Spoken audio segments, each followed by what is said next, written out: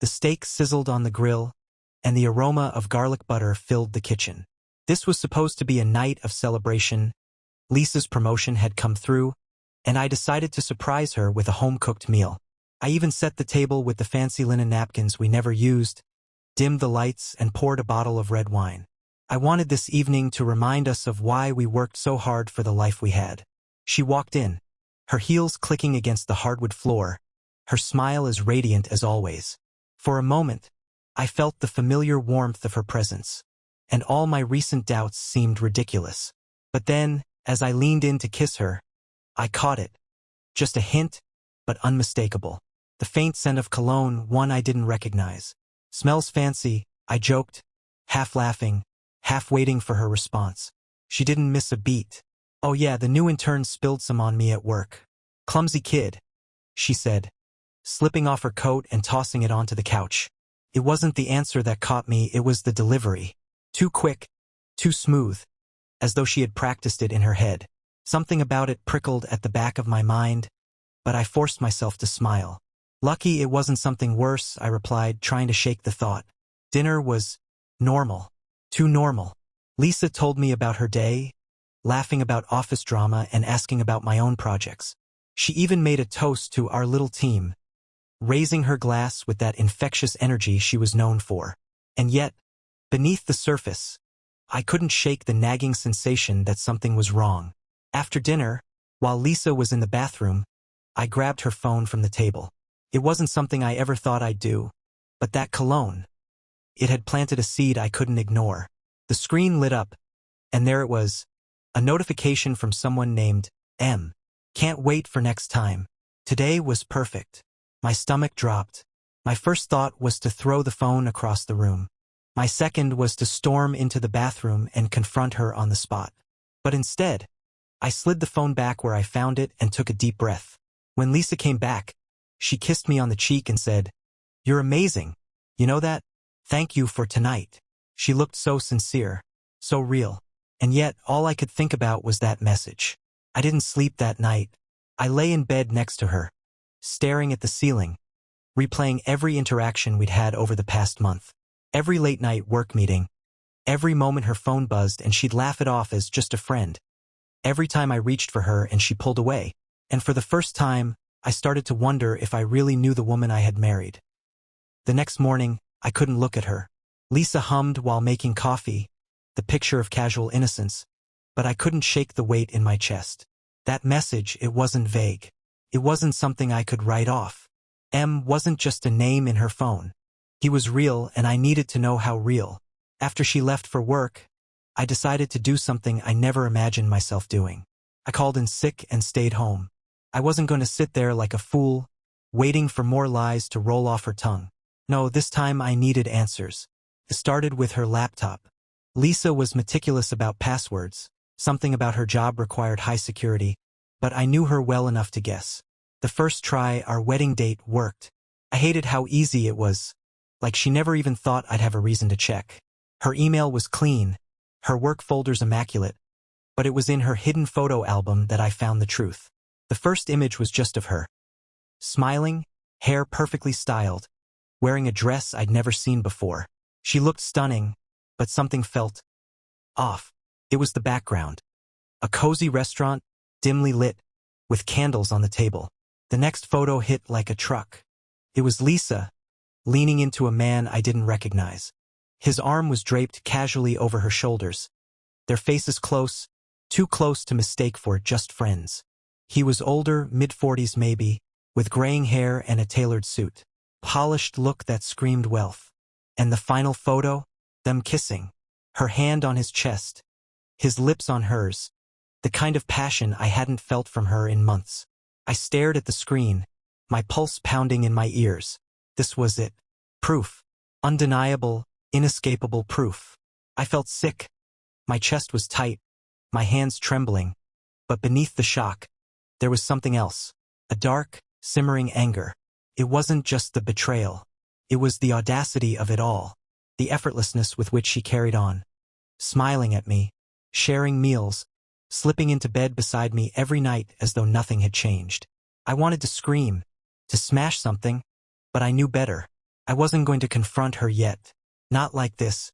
No, I needed to play this smart. I copied the photos onto my phone, emailed them to myself, and closed the laptop. That evening, Lisa came home as usual. She kicked off her heels, gave me a peck on the cheek, and asked how my day was. I looked at her, wondering how someone could live such a double life so effortlessly. It was fine, I said, my voice steady, my face calm. How was yours? She smiled. Busy as hell, but productive. I nodded. Good. Productive is good. I didn't press her. Not yet, because I had a plan. The plan was simple, at least on paper. Let her dig her own grave. I needed to see how far she'd take this, how much of our life together she was willing to gamble. The next morning, Lisa left early. She said she had a full day of meetings and a late dinner with a client. Don't wait up, she added with a wink. I didn't reply. I just smiled and kissed her goodbye like I always did. As soon as she was gone, I called her office, disguising my voice slightly, and asked for her schedule. The assistant, a chatty young guy who clearly didn't know better, confirmed there were no meetings and certainly no dinner planned. She was lying again. I spent the rest of the day preparing. First, I called in a favor from a friend who worked security for a high-end restaurant downtown. I showed him the photo of Lisa and her mystery man and asked him to let me know if they showed up. Then, I printed the incriminating pictures from her hidden album and folded them neatly into an envelope. By 6 p.m., my phone buzzed. It was my friend. They're here, he said. Table for two. Intimate corner booth. I didn't even hesitate. I threw on a blazer, grabbed the envelope, and headed to the restaurant. When I arrived, I spotted them immediately. Lisa sat across from her lover, her hand resting lightly on his. She was laughing, her whole face lit up in a way I hadn't seen in months. She looked free, careless. It was almost fascinating to watch her like this, detached from the woman I thought I knew. But that fascination quickly turned to fury as I saw her lean in, her lips brushing his ear as she whispered something that made him grin. I walked straight to their table. Lisa, her head snapped up, and for a moment, she froze. It was as though she couldn't process my presence. Then her face twisted into a poorly disguised smile, the kind you wear when you've been caught but think you can still spin the story. Ryan, what are you doing here? Her voice was light, too casual, too controlled. I ignored her and turned to the man. You must be M, I said, my voice steady. Nice to finally meet you. I've heard a lot about you. He looked uncomfortable but tried to mask it with a polite nod. I think you're mistaken. I set the envelope on the table between them. Lisa's eyes flicked to it, her smile faltering. What's this? She asked, her voice sharper now.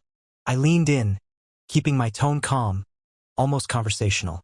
Go ahead, Lisa. Open it. It's a little scrapbook I made of your extracurricular activities.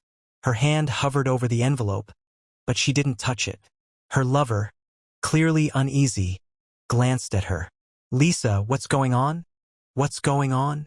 I repeated, my voice rising. That's a great question, Mark. Maybe Lisa can tell you why she's been lying to both of us.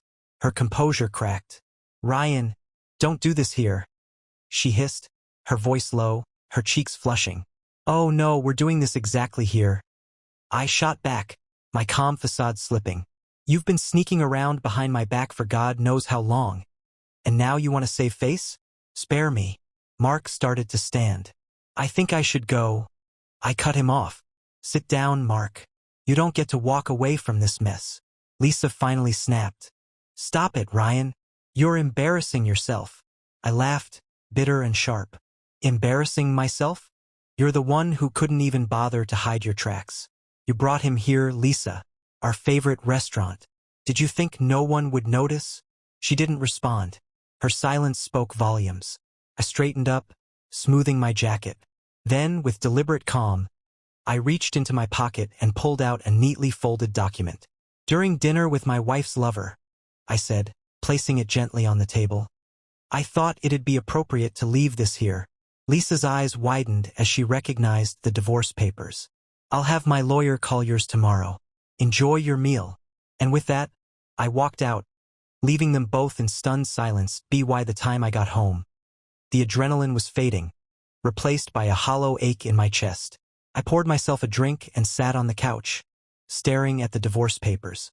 It should have felt triumphant, but all I felt was emptiness. 7 years gone in one evening. It didn't take long for Lisa to come storming in. The front door slammed against the wall, and there she was, heels in one hand, purse in the other, looking like a storm wrapped in silk. "What the hell was that, Ryan?" she shouted, her voice cracking with fury. I didn't flinch. "What was that, Lisa?" "That was me being done with your lies. How's Mark? By the way, did you two get dessert?" Her face turned red, her composure completely shattered. "You had no right to do that, to humiliate me like that in front of the man you've been screwing behind my back." I interrupted, my voice cold. "Don't you dare try to make this about your feelings, Lisa. You did this. You lied to me, to him, to everyone. And now you're mad because I didn't let you keep living your fantasy in peace." She threw her heels onto the floor with a loud thud and pointed a trembling finger at me. "You're blowing this out of proportion. It's not what you think. Not what I think." I cut her off again, standing now, my voice rising. "So you weren't out with him tonight? You weren't kissing him? You weren't sending messages about how perfect your little rendezvous was?" Her mouth opened, but no words came out. For the first time in years, Lisa looked powerless. And then, she did what she always did when cornered, she attacked. "Maybe if you weren't so boring, I wouldn't have needed someone else." She spat, her voice venomous. The words hit like a slap, but I didn't let her see the impact. I just nodded slowly, a bitter smile creeping onto my face. "There it is," I said quietly. "The truth. You've been blaming me this whole time, haven't you? Every late night, every lie. You made it my fault in your head so you could sleep at night." "You're damn right I did," she shot back, stepping closer. "You've been so predictable, so obsessed with work and routines. There's no excitement, no spark. Mark made me feel alive again. Something you haven't done in years." I stared at her, stunned by her audacity. "Alive?" I repeated, my voice shaking with disbelief. "You felt alive sneaking around and stabbing me in the back? That's what it takes for you to feel something." "God, Lisa, do you even hear yourself?" She didn't answer. Instead, she grabbed the divorce papers off the coffee table and waved them in my face. "And this? What, you just had these ready to go? Like you've been waiting for me to screw up?" "Waiting?" I barked out a humorless laugh. "Lisa, I didn't need to wait. You handed me everything I needed on a silver platter. Your phone, your pictures, your little secret dinners. Do you know how careless you were? Or were you just so arrogant you thought I'd never find out?" Her face twisted, and for a moment I thought she might cry. But instead, she threw the papers at me. They fluttered to the ground like broken promises. "You're pathetic," she hissed. "You think this makes you the bigger person? Ruining my night? Shoving this in my face? You're a coward, Ryan." "Maybe I am," I said, meeting her glare. "But at least I'm not a liar." We stood there in silence, the weight of everything hanging between us like a loaded gun. Finally, she grabbed her bag and stormed toward the door. "Where are you going?" I asked, my voice calmer now. "Out," she snapped, not even looking back. "Of course you are," I muttered as the door slammed behind her. I stared at the empty space where she had been, my heart pounding, my head spinning. She had shown her true colors tonight, and for the first time, I wasn't blinded by love or nostalgia. This wasn't a marriage anymore. It was a battleground, and I wasn't going to let her win. The door slammed shut, leaving a deafening silence in its wake.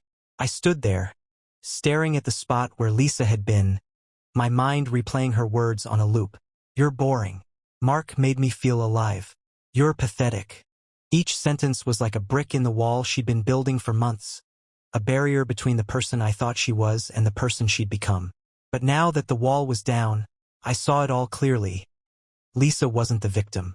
She was the architect of her own destruction. The room felt suffocating, so I grabbed my jacket and went out. I needed air, space to think, and maybe a drink to dull the edges of my anger. I found myself at a bar a few blocks away, one I hadn't been to in years.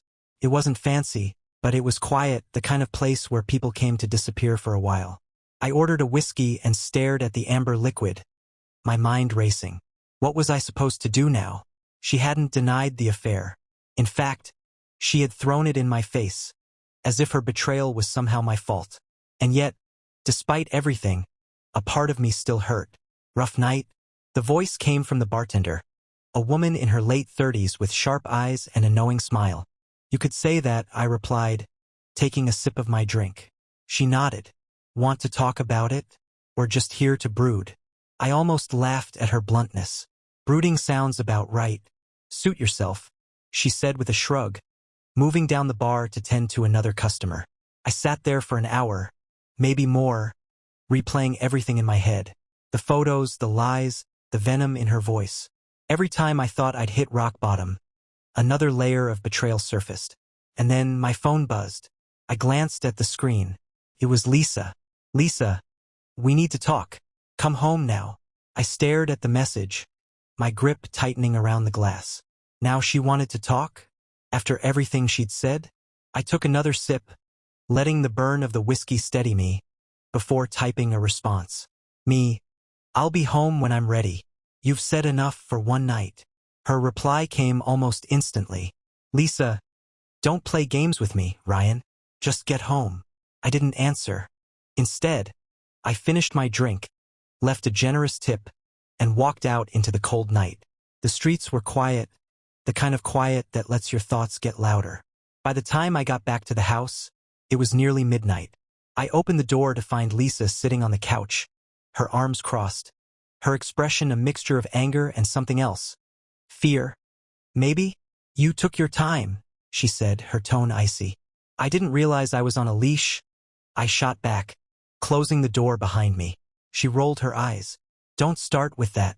We need to talk. I think we've done plenty of talking tonight, I said, leaning against the wall. What's left to say? Lisa stood, her movements sharp and restless. You humiliated me, Ryan. Do you even understand how that felt? I couldn't believe what I was hearing. How you felt? I asked, my voice rising. Lisa, you've been lying to me for months, sneaking around, cheating, and you want me to care about your feelings? She didn't flinch. Instead, she stepped closer, her eyes blazing. I made a mistake, okay? But you're not perfect either. You shut me out, buried yourself in work, and left me to feel like I didn't matter. I laughed bitterly. So that's your excuse? I didn't entertain you enough, so you ran off with the first guy who gave you attention? Do you even hear how pathetic that sounds? Her face twisted in anger, but before she could respond, I held up a hand. You know what? Save it. I don't need your justifications. I don't need your excuses. You've already made your choice, Lisa. And so have I. She blinked, taken aback. What does that mean? It means this is over, I said, my voice firm. I'm done. You can have your spark, your excitement, your little fantasy with Mark. But you don't get to drag me down with you anymore. Her lips parted as if she wanted to argue, but no words came out. For the first time all night, she looked small, vulnerable. Ryan, wait, she finally said, her voice softer now. We can fix this. I can fix this. I shook my head. It's too late, Lisa. You broke something that can't be fixed. The room fell silent, the weight of my words settling between us. She looked at me, her eyes searching for something. Hope, forgiveness, maybe a second chance. But I had nothing left to give. Without another word, I turned and walked upstairs, leaving her standing alone in the living room. The next morning, I woke up to the sound of Lisa pacing downstairs. Her heels clicked against the hardwood floor, each step a jarring reminder that she was still there. I had hoped she'd leave in the night, retreat to wherever Mark was waiting for her. But Lisa wasn't the type to walk away quietly. I stayed in bed longer than I should have, staring at the ceiling, replaying the confrontation over and over. Her words, her attempts to pin this on me, her last-minute pleas, felt like echoes in a hollow house. Eventually, I forced myself up. I couldn't hide forever. When I came downstairs, Lisa was sitting on the couch, her phone in one hand and a coffee cup in the other. She looked exhausted, her makeup smudged, her hair messier than I'd ever seen it. It was like the polished, put-together version of her had cracked overnight, and this was what was left. You're finally up, she said, her tone sharp but tired. I didn't answer. Instead, I walked to the kitchen and poured myself a cup of coffee. "We need to talk," she said, louder this time. I turned to face her, leaning against the counter. "We already did, Lisa." I said what I needed to say. "Well, I didn't," she snapped, standing up. "You don't just get to throw divorce papers at me and walk away like none of this matters." "Does it matter?" I asked, my voice cold. "Because from where I'm standing, you checked out of this marriage a long time ago." She flinched but quickly recovered, crossing her arms defensively. "You're not perfect, Ryan. You act like I'm the only one who made mistakes. But you've been distant for months. You've barely even looked at me, let alone touched me. What was I supposed to do?" I couldn't help but laugh, the sound bitter and sharp. "So this is my fault? You cheated because I didn't coddle you enough? That's your grand excuse." "It's not an excuse," she shot back. "It's the truth. I felt invisible, Ryan, like I didn't even exist in your world anymore. Mark made me feel." "Don't you dare say his name," I interrupted, my voice like ice. "Don't stand here, in the house we built together, and try to justify your affair by saying his name." Lisa's jaw tightened, but she didn't back down. "Fine, let's talk about the house we built. The life we built. Do you really want to throw it all away over one mistake?" "One mistake," I repeated, my anger flaring again. "This wasn't a mistake, Lisa. A mistake is forgetting an anniversary or saying something you don't mean in an argument. You planned this. You lied, snuck around, and betrayed me, over and over. That's not a mistake. That's a choice." She fell silent, her eyes darting away from mine. For a moment, I thought I saw guilt flash across her face, but it was gone as quickly as it came. Finally, she sighed, sitting back down on the couch. "So what now? What now?" I repeated, shaking my head. "Now you pack your things. Now you figure out what kind of life you want with Mark, because it won't be with me." Her head snapped up, her eyes wide. "You're really doing this?" "I already did," I said, my tone final. "The divorce papers are on the table. Sign them whenever you're ready." Her hands clenched into fists, and for a moment, I thought she might argue again. But then, she stood, her expression cold and unreadable. "Fine," she said, grabbing her purse. "If that's how you want it, then fine. But don't think for a second that you're the victim here, Ryan. You weren't exactly the perfect husband." With that, she stormed out, slamming the door behind her. I stood there in the silence, my coffee growing cold in my hand. Part of me wanted to chase after her, to scream at her, to demand she take some responsibility for what she'd done. But another part of me, a quieter, stronger part, knew this was the end. The life we'd built together was gone. All that was left now was figuring out what came next. The house was eerily silent after Lisa left. No distant hum of her music playing upstairs. No sound of her heels tapping on the floor. No voice filling the empty spaces. For years, I thought the noise of our lives together was what made this house feel like home. Now the quiet was deafening. I wandered through the rooms, unsure of what to do with myself. Her perfume still lingered in the air, faint but unmistakable. Every corner of the house was a reminder of her, of us. The photos on the walls, the blanket on the couch we used to argue over, even the dent in the coffee table from the time she accidentally dropped her phone. It all felt like a ghost of the life we'd built. I opened the fridge, more out of habit than hunger, and saw the leftovers from the dinner I'd made for her promotion. The sight of the neatly packed containers made my chest tighten. I slammed the fridge shut and stepped back, my breath uneven. It wasn't fair. None of this was fair. I sat at the dining table, the same table where I'd placed the divorce papers in front of her just hours earlier. My phone buzzed next to me, breaking the silence. It was a message from Lisa. "Lisa, I'm staying at a hotel for now. Don't make this harder than it has to be." I stared at the words, my jaw tightening. Harder than it has to be? Was she serious? Did she think this was easy for me? I deleted the message without replying. Minutes turned into hours as I sat there, my mind running in circles. I thought about calling someone. My brother, maybe, or a close friend. But what would I even say? How do you start that conversation?